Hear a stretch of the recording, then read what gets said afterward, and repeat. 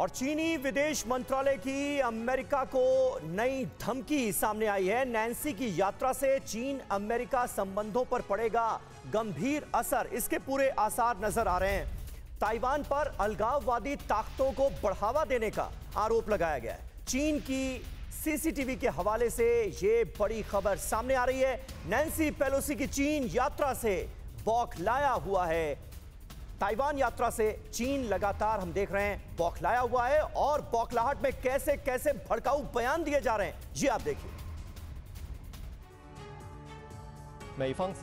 चीन के state broadcaster CCTV ने रात 11 बजे के बाद विदेश मंत्रालय और रक्षा मंत्रालय सहित चीनी अधिकारियों के 5 बयानों को प्रसारित किया, जिससे जाहिर हो गया कि अमेरिकी स्पीकर नैन्सी पेलोसी की यात्रा को लेकर चीन किस कदर बौखलाया हुआ है।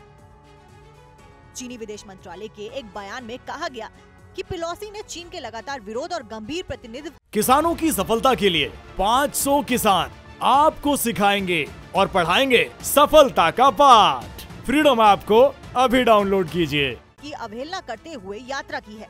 इससे चीन अमेरिकी संबंधों की राजनीतिक नींव पर गंभीर असर पड़ेगा। ये यात्रा चीन की संप्रभुता और क्षेत्रीय अखंडता के संकल्पों का सरासर उल्लंघन है। सीसीटीवी के अनुसार विदेश मंत्रालय के बयान में कहा गया कि ताइवान अमेरिका का साथ लेकर अलगाववादी ताकतों को बढ़ावा दे रहा है। सीसीटीवी के मुताबिक चीनी रक्षा मंत्रालय के प्रवक्ता वू कियान ने कहा कि ताइवान की डेमोक्रेटिक प्रोग्रेसिव पार्टी के अधिकारी विदेशी ताकतों पर निर्भर हैं और बाहरी ताकतों के साथ मिलकर अराजकता पैदा करते हैं। पेलोसी को यात्रा के लिए उन्होंने ही बुलाया है। निश्चित रूप से इसके गंभीर परिणाम होंगे। सीसीटीवी ने एक फुटेज भी जारी किया, जिसमें पीएलए की पूर्वी थिएटर कमान ने मंगलवार की रात ताइवान द्वीप के पास सैन्य अभ्यास शुरू कर दिया है। देवनाथ सर, सवाल आपसे, जाहिर सी बात है ताइवान चीन के इन अलर्ट्स को, इन धमकियों को हल्के में नहीं ले सकता। यही वजह है कि खुद अपनी तरफ से प्रिपेयर्ड है, यहाँ तक कि आम लोगों को भी अवेयर करवा दिया कि अगर हालात बिगड़ते हैं तो किस तरीके से निपटना होगा। जी हाँ, ताइवान ने लेवल 2 अलर्ट डिक्लेयर कर दिया है।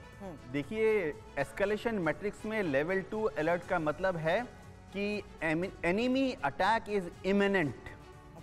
इसका मतलब ये है कि किसी वक्त भी चीन की वायुसेना, जल सेना या जमीनी फौजें ताइवान पर हमला कर सकती हैं।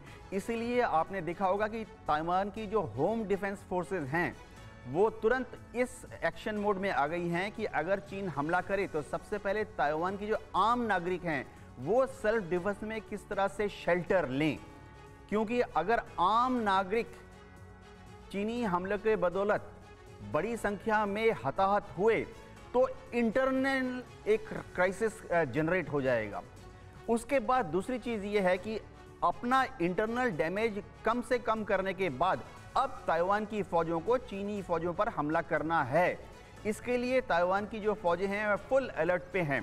ताइवान की एयरफोर्स के जो F-16 और मिराज 2000 विमान हैं वो ऑपरेशनल रेडीनेस प्लेटफॉर्म पर तैयार हैं, air to air missiles fit करके।